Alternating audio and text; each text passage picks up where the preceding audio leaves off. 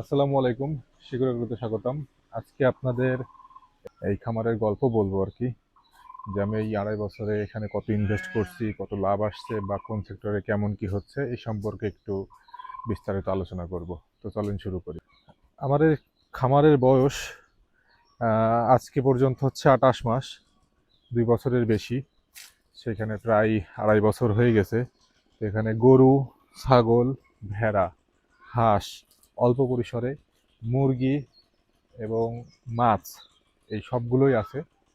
তো কোনটাতে আসলে কেমন রিটার্ন আসে বাৎসরিক, এটা হয়তো আমি একদিনে সব কিছু যে 2.5 বছর আগে শুরু করছি এমনটা না।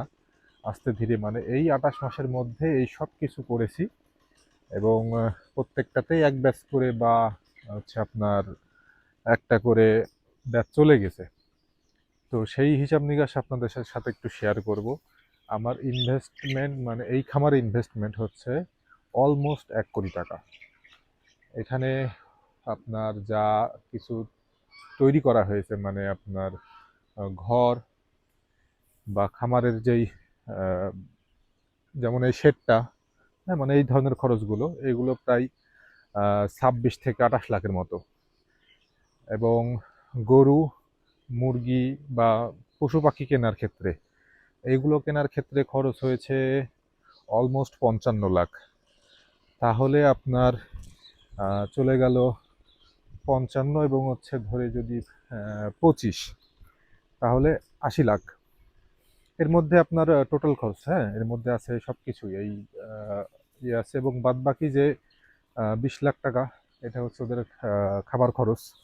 সেটা আরও বেশি, যেহেতু এর মাঝখানে আমি কিছু বিক্রি করেছি, সেখানে কিছু প্রফিট হয়েছিল, তো সেটাও আমি ওই অ্যাভারেজের মধ্যে ধরে নিলাম যে আমার এই 2.5 বছরে এই ইসের পেছনে আমি অলমোস্ট 1 কোটি টাকা ইনভেস্ট করছি, এখনো পর্যন্ত রিটার্ন আমার কি আসছে। সব ক্ষেত্রে যদি বলি, গরুর ক্ষেত্রে আপনার লাভ আছে। গরুতে বেশ লাভ আছে যদি গরুটা আপনি টাইম মতো সেটাকে বাজারজাত করতে পারেন, তাহলে লাভ আছে। এবং কিছু এটা আপনাকে অনেক কিছুর উপর ভ্যারি করে। যেমন আপনার সামনে যে মুরগিগুলো দেখছেন, এই মুরগির শেডেও আমি এক ব্যাচ মুরগি, সোনালী মুরগি আমি 2,000 তুলেছিলাম। সেটাতেও অলমোস্ট 30 থেকে 35 হাজার টাকার মতো লাভ ছিল, যদিও সেটা আমার প্রথমবার ছিল। বাচ্চা অনেক দামে কিনেছিলাম এবং এবার আমি বাচ্চা অনেক কম দামে কিনেছি। দেখা যাক এবার লাভটা কেমন আসে ঈদের আগের বাজার। তো এই কিছুর উপর ভ্যারি করে। এখানে ক্যাশ ফ্লো আছে, আপনার এখানে আপনার প্রতি 2 মাস পরে ক্যাশ করতে পারছেন, সেটা আপনার লাভ হোক বা লস হোক, মানে ক্যাশটা ঘুরতেছে।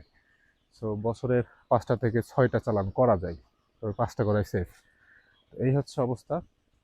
এবং গরুর ক্ষেত্রে তো আপনাদের বললাম যে গরুতে লাভ আছে। এবার ছাগলে আসি। আমি ছাগলে বর্তমানে লসে আছি, ছাগল এবং ভেড়াতে।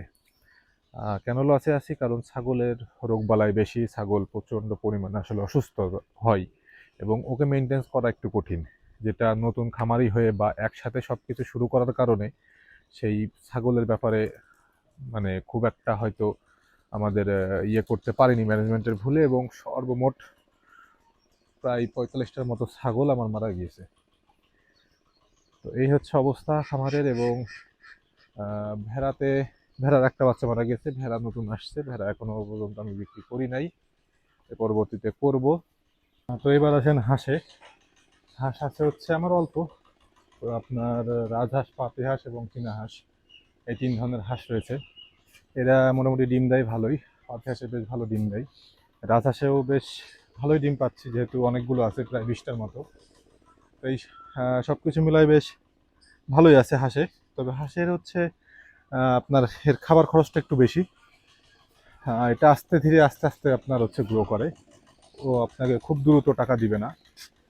এটা আস্তে আস্তে যখন বাড়তে থাকে, যখন মানে হাঁস যত বাড়বে এর ইয়ে তত বাড়বে। এবং সব কিছুতে আসলে খাবার খরচটা মেইন। খাবার খরচটা কম করতে পারলে আপনার প্রফিট আনা সম্ভব। এবার আপনি কি কম খাওয়াবেন? না, আপনি কখনোই কম খাওয়াবেন না, এবং তাকে পর্যাপ্তই খেতে দিতে হবে। আদারওয়াইজ আপনার সেই রেজাল্টটা, কাঙ্ক্ষিত রেজাল্টটা আসবে না। এটা কখনোই সম্ভব না। আহ, মুরগিতে আমি আপনাদেরকে তো বললাম মুরগিতে লাভ হয়েছে।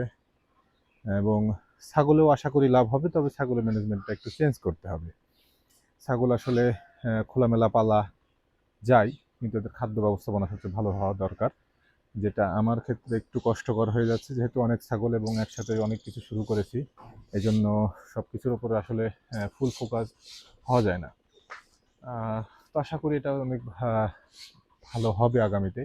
তো আপনারা যারা প্রবাস থাকেন বা কিছু টাকা আছে বা নিজের জমি আছে, এই সব কিছু কিন্তু আমার নিজের জমির উপরে মোটামুটি প্রায় 9 একর এর উপরে এই ফার্মটা অবস্থিত। সব কিছুই 9 একরের মধ্যে, এবং এর সাথে আমি চাষাবাদও করি। ভুট্টা চাষ করি, ধান চাষ করি। ধান চাষ করি মূলত আমার হচ্ছে গরুর খড়ের জন্য। যেহেতু আপনার খড়ের মূল্য এখন অনেক বেশি, বাজারে কিনতে গেলে এটার অনেক খরচ পড়ে যায়। তো সেই জন্য আমরা চেষ্টা করি কিছুটা যতটুকু পারি, প্রায় অলমোস্ট 60% আমরা হচ্ছে নিজে উৎপাদন করি। এবং কাঁচা ঘাস রয়েছে, কাঁচা ঘাসও চাষ করি। সেই সাথে তো বললাম ভুট্টা এবং অন্যান্য কিছু চাষ করা হয়। তো এখান থেকে যা আসে সব কিছু আমরা এই খামারের মধ্যে ঢোকাই। তবে সব ধান অথবা ভুট্টা একবারে গরুকে খাওয়াই না, কিছু রেখে দিই এবং কিছু বিক্রি করে দিই। তো এইভাবে হচ্ছে আমরা আস্তে আস্তে আস্তে চেষ্টা করছি যে খামারের যে খাদ্যর যে পরিমাণ, এটার হচ্ছে সব কিছু মানে দানাদার সহ এখন তো শুধুমাত্র খড় 60% আমরা উৎপাদন করতে পারছি এবং কাঁচা ঘাসটা পুরোটাই পাচ্ছি। তো সেই ক্ষেত্রে দানাদারের ক্ষেত্রে আমি বলবো, দানাদারের ক্ষেত্রে আমি চেষ্টা করতেছি যা অলমোস্ট এটা আমি দানাদার খাবারটা আমার খামার থেকে মানে আমি নিজে উৎপাদন করবো 60%। তাহলে আমি 40% আমি জাস্ট শুধু আমাকে কিনতে হবে। এটা এই 40% আমি কিনবো কখন, যখন হচ্ছে বাজার দর একটু কম থাকবে বা অন্যান্য কিছু যখন সিজনাল কিছু জিনিস কম পাওয়া যায় আমাদের দেশে, বা স্থানীয় ভেদে অনেক কিছু কমে পাওয়া যায়। তো সেই সময়গুলো কালেক্ট করবো এবং এটা আমি মানে একটা স্টোর করব, যাতে আমি পরবর্তী ব্যবহার করতে পারবো। তো এর মধ্যে সাইলেন্সের চিন্তা আছে, সব রকম চিন্তায় আছে। তো এটা আস্তে আস্তে হয়তো ইয়ে করবো। তো এখনো পর্যন্ত এই 28 মাসে খুব বেশি রিটার্ন আসে নাই গরুর ক্ষেত্রে, মানে কোনো ক্ষেত্রেই না, ওভারঅলই না মোটা দাগে। তবে আশাবাদী, যেহেতু মুরগিতে লাভ আসছে এবং গরুতেও প্রথম ব্যাচে লাভ আসছে কিছুটা। গরুতে লাভ করা সম্ভব, আমি এটা বারবার বলছি, কারণ গরু সম্পর্কে আইডিয়া যতটুকু আসছে ততটুকু আমি কনফিডেন্সের সাথে বলতে পারি যে যে কেউ চাইলে 2-5টা গরু থেকে লাভ বের করতে পারে। সেটা শুধু তার ম্যানেজমেন্ট, এটা আহামরি কোনো কিছু না। আপনি পালতে থাকেন, শিখতে থাকেন, অটোমেটিক হয়ে যাবে। আমার ভিডিও দেখে বা আমার কথা শুনে আপনাকে খামারি হতে হবে না বা এই এই ব্যবসায় আসতে হবে না। কারণ আমিও আসলে প্রথমে এসেছিলাম, কিন্তু আমার কাছে তো কোনো ইয়ে ছিল না বা অন্য কোনো ফার্ম ছিল না যেখানে আমি যে শিখবো টিকবো। আমি কিন্তু ইউটিউবের ভিডিও দেখছি, বিভিন্ন জনের ভিডিও দেখে কিন্তু আস্তে আস্তে আমি সেগুলো অ্যাপ্লাই করতে করতে তখন বুঝলাম যে আমার জন্য কোনটা আসলে কাজ করবে। তো সব কিছু মিলাই আপনারা এভাবে চিন্তা করবেন সবসময়। মানে ভিডিও দেখেই যে একদম লাফাই পড়বেন, কোটিপতি হয়ে যাবেন, লাফাপতি হয়ে যাবেন, এমন কোনো কিছু না। এটা আপনার ধরে থাকতে হবে, এটা সময় দিতে হবে। 3 থেকে মানে অ্যাটলিস্ট 3 বছর, আমার সেটা 2.5 বছর, আর 6 মাস আমি আছি। এরপরে হয়তো ফুল ফর্মে আমি আস্তে আস্তে মানে হয়তো লাভ বের করা শুরু করব। আশাবাদী আমি কিছুটা। তো আপনাদেরকে তো দেখালাম সব কিছুই, এবং এটাও বলে বলে রাখছি যে কখনোই হচ্ছে কারো কথা শুনে বা কারোর ভিডিও দেখে আপনারা সরাসরি এই ব্যবসায় আসবেন না। কারণ ভাই টাকার মূল্য আছে, আপনারা একটু বুঝে শুনে আস্তে ধীরে আসবেন। একটা একটা যে কোনো কিছু একটা শুরু করেন, করে হচ্ছে আপনার প্রথমবার বা ছোট পরিসরে লাভ নিয়ে আসেন, তারপরে আপনি বড় করেন।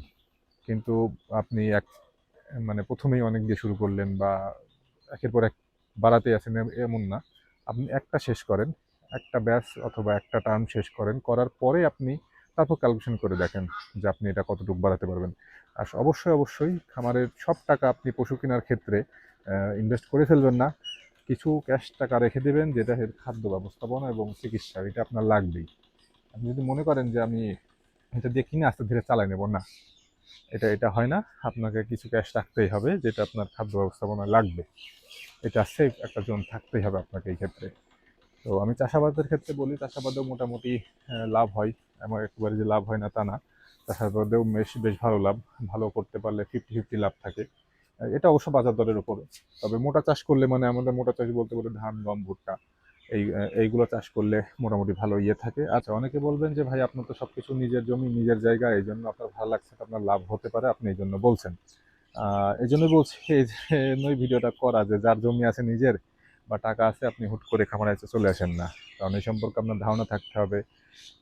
ধারণা আপনার এরকম থাকতে হবে যে আপনি একটা খামার করতেছেন বা গরু পালতে হবে, গরু হতে হবে। আসলে আপনাকে প্রত্যেকটা কাজের সাথে ইনভলভ থাকতে হবে। আপনি সবসময় লোকের উপর ছেড়ে দিতে পারবেন না, ছেড়ে দিলে আপনার ক্ষতির সম্মুখীন হওয়ার বেশি। আপনি দূরে থাকলেন, দূর থেকে পরিচালনা করলেন খামার, দিন শেষে এসে বলতেছেন যে ভাই আমার তো লাভ হলো না, লস হয়েছে, আপনাদের কথা শুনে আমার লস হয়েছে, আমার ক্ষতি হলো। আসলে এই জন্যই ভিডিওটা করা, যে আপনারা হুটহাট করে এরকম ধাপায় পড়বেন না, আপনারা আগে বুঝবেন। যেহেতু আমি এত ইনভেস্ট করে ফেলছি, করেও এখনো পর্যন্ত কোনো আশা সেরকম দেখতে পাচ্ছি না, তবে আস্তে আস্তে এটা কাজ করবে। তবে এই পর্যন্ত এই 2.5-3 মাস, 2.5-3 বছর কিন্তু পার হয়ে হয়ে আসতে হয়েছে। এর মধ্যে থেকে কিন্তু প্রচুর খরচ গেছে, খাবার খরচ, অন্যান্য মেনটেন্স কস্ট অনেক। তো সেই হিসাব করলে আহ, আমি হয়তো একটা ভুলই করেছি, কারণ একবার সবকিছু শুরু করা উচিত হয়নি। শুরু করলে আসলে ফোকাস থাকে না। আপনি ছোটবেলাকে শুরু করবেন একটা যে কোনো কিছু দিয়ে, তারপর আস্তে আস্তে আপনি বাড়াবেন। এবং যেটা হচ্ছে ব্যাপার, যে নিজের জমি থাকলে আপনি চলে গেলেন নিজের গ্রামে, যে খামার করলেন, তাদেরকে দিয়ে দেখালেন, শুনে নিলেন, তারাই কাজকাম করলো, আপনি শুধু যে দেখলেন, হবে না ভাই। আপনাকে থাকতে হবে, কারণ দিন শেষে টাকা যাবে আপনার, আপনার ওখানে যে কাজ করবে তার না। সো এইটাই হচ্ছে ব্যাপার, আপনাকে সব সম্পর্কে ধারণা রাখতে হবে। এই জন্য খামার ব্যবসায়ীতে আসতে হলে অবশ্যই আপনাকে সেখানে আপনার যাতায়াত থাকতে হবে, আপনার ইনভলভমেন্ট থাকতে হবে, না থাকলে হবে না। এটা বারবার কেন বলছি, কারণ এটা হচ্ছে, আমি পরীক্ষিত ভাই। আমি যখন আমি শহরে বাসায় থাকতাম, আমার এখান থেকে আমার শহরের বাসা হচ্ছে মাত্র 5 কিলোমিটার, আমি কিন্তু প্রতিদিন যাতায়াত করতাম। তারপর আমার কাছে মনে হতো যে না, আমি আসলে আমার সময়টা আরো দিতে হবে এখানে। এই জন্য এই গ্রামের বাড়িতে চলে আসছে, এখানেই থাকি। এখন এখানে যখন থাকা শুরু করছি, তখন আরো ভালোভাবে বুঝতে পারলাম যে আসলে কি কি করতে হবে। তো সেই সম্পর্কে কাজ শুরু করেছি আস্তে আস্তে। আসলে সবকিছু দেখানো সম্ভব হয় না সবসময় ভিডিওতে, বা আজকে কাজের ব্যস্ততার সময় ভিডিও করা হয় না, এই জন্য ভিডিওর পরিমাণও কমায় দিয়েছি। মাসে একটা করে ভিডিও হয়তো দিব, বা এর চাইতে সময় পেলে এর একটু বেশি দিব। চেষ্টা করি আপনাদের জন্য ভিডিও বানানোর, যে যতটুকু ভালো লাগে, আপনারা কমেন্টস করেন ভালো লাগে, আপনাদের জন্যই আসলে ভিডিওতে আসা। কারণ আমার কথা যদি একটা মানুষের উপকার হয়, তো আমি মানে আর কি সত্যি কথা হচ্ছে, আমি সম্মান বোধ করবো, এবং সার্থক আমি। তো সেই জন্য বলছি যে আপনারা চেষ্টা করবেন, ছোট আকারে শুরু করে একটা শুরু করলেন, তারপর আস্তে আস্তে ধীরে সবকিছু শুরু করলেন, না হলে কিন্তু অনেক একটা ক্ষতির সম্মুখীন হতে পারেন। তো বারবার একটা কথাই বলছি, যে বুঝে শুনে আপনারা ইনভেস্টমেন্ট করবেন আপনার জমি অথবা অর্থটা। তো সেই আমি হয়তো যেগুলো বললাম, হয়তো এড়াছাড়া কথা, গুছানো কথা না। যেহেতু এটা আমার বাস্তব জীবনের অভিজ্ঞতা, আমি হয়তো গুছাই ওভাবে বলতেও পারবো না সবকিছু পয়েন্ট আকারে। এটা কোনো স্ক্রিপ্টেড ভিডিও না। আবার তো এটা হচ্ছে আমার জীবনের বাস্তব অভিজ্ঞতা থেকেই যতটুকু পারলাম শেয়ার করলাম। ভুল ত্রুটি হলে ক্ষমা করবেন, এবং আপনারা যারা আমার ভিডিও দেখেন তাদেরকে অসংখ্য ধন্যবাদ। আর যারা নতুন আছেন চ্যানেলে, তারা অবশ্যই সাবস্ক্রাইব করবেন এবং বেল আইকনটি বাজিয়ে দেবেন। আশা করি ভালো লাগবে ভিডিও আপনাদের, এবং সবার উদ্দেশ্যে বলছি, সবাই ভালো থাকবেন, এবং আপনার মূল্যবান ভোটটি দিবেন আপনি আপনার পছন্দের মতো কোনো দলকে অথবা কোনো প্রার্থীকে। এবং গণভোটে অবশ্যই আমি বলবো হার পক্ষে হা ভোট দিবেন আপনারা। এটা আমার কাছে মনে হয় যে হা ভোট দিয়ে আসলে পরিবর্তনটা প্রয়োজন। অনেক অনেক দিন তো অনেক সিস্টেমের মধ্যে দিয়েই গেল দেশটা, এখন হা ভোট দিয়ে দেখি কি পরিবর্তন আসে। যেহেতু আমরা মানে নতুন জেনারেশন তাদের অর্থে। তো সবাই ভালো থাকবেন, সুস্থ থাকবেন। আল্লাহ হাফেজ। আবারও দেখা হবে অন্য কোনো ভিডিওতে।